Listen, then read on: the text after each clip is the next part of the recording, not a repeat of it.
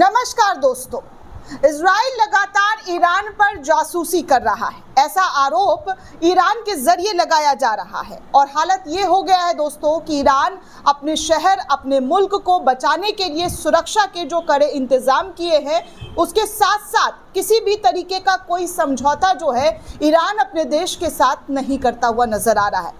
अगर ईरान पर कोई खतरा आएगा तो उसको पहले ही ईरान के जरिए भांप लिया जा रहा है। अब दोस्तों खबर आ रही है द हिंदू के हवाले से कि ईरान ने इजराइल के 2 जासूसों को फांसी के फंदे पर लटका दिया है। जी हाँ, ये कहते हुए कि ये इजराइल के जासूस थे और ईरान में आकर जासूसी कर रहे थे।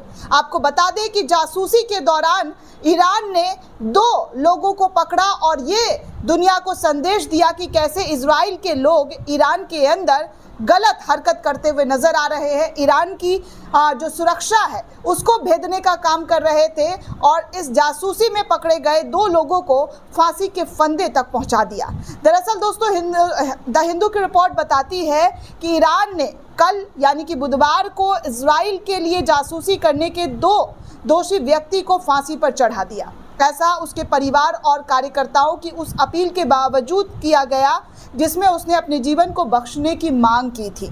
उन्होंने इसे एक अनुचित कदम बताया था। उस परिवार के लोगों ने कहा कि ये जो ईरान के जरिए कदम उठाया जा रहा है वो सही नहीं है, उसे माफ़ कर दिया जाए, उसकी जान को बख्श दिया जाए। लेकिन ईरान ने इस पूरे फैसले को, जी हाँ, ईरान ने अपने फैसले को जो है वैसे का वैसे ही रखा जो फैसला सुनाया गया था।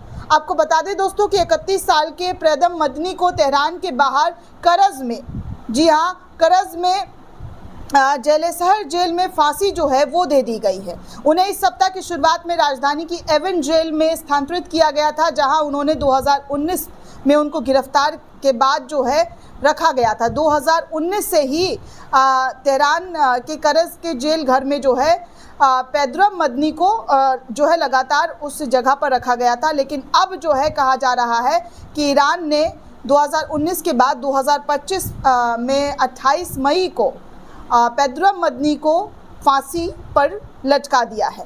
वो 2 महीने के भीतर इजराइल के लिए जासूसी करने के आरोप में ईरान के द्वारा मृत्युदंड पाया गया।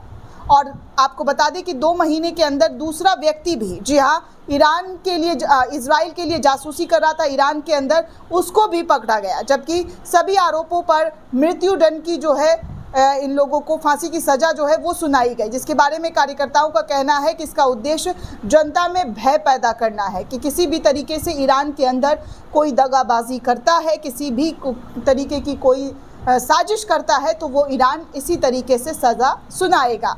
दोस्तों, ये फांसी ईरान और इजराइल के बीच बढ़ते तनाव के एक नए दौर की पृष्ठभूमि में दी गई है। ईरान और इजराइल के बीच आप सभी को पता है कि लगातार तनाव बढ़ता जा रहा है, जिसे इस्लामिक गणराज्य ईरानी परमाणु कार्यक्रम में मान्यता नहीं देता है। लेकिन इसके बावजूद भी अब ईरान की तरफ से सख्त बड़ा कदम उठाना शुरू कर दिया गया है। आपको बता दें कि न्यायपालिका की मिज़ान ऑनलाइन वेबसाइट ने कहा है कि मदनी जियोनी शासन के पक्ष में जासूसी कर रहा था और उन्होंने इस्लामी गणराज्य में संस्थाओं द्वारा इजराइल को निरूपित करने के लिए प्रयुक्त शब्द का प्रयोग भी किया था। इसमें कहा गया था कि आपराधिक प्रक्रिया की पूरी प्रक्रिया सर्वोच्च न्यायालय द्वारा फैसले की अंतिम पुष्टि और उसे बरकरार रखने के बाद किया गया है। उसे न्याय के कटघरे में लाया गया और फिर उसे फांसी की सज़ा सुना दी गई।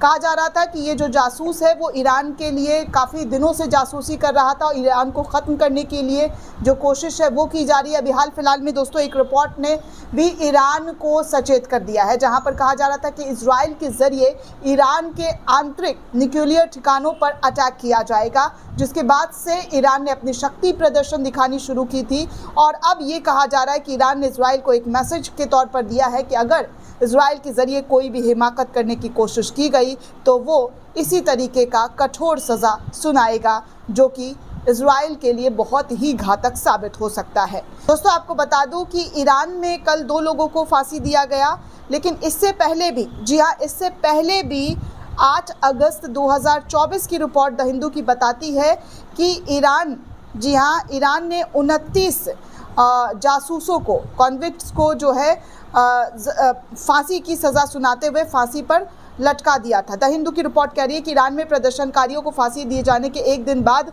29 दोषियों को भी फांसी दी गई थी। मानव अधिकार समूह का ये दावा किया गया है। तो आप सोच सकते हैं कि ईरान लगातार जो है अपने फैसले किस तरीके से कठोरता के साथ लेता हुआ नज़र आ रहा है।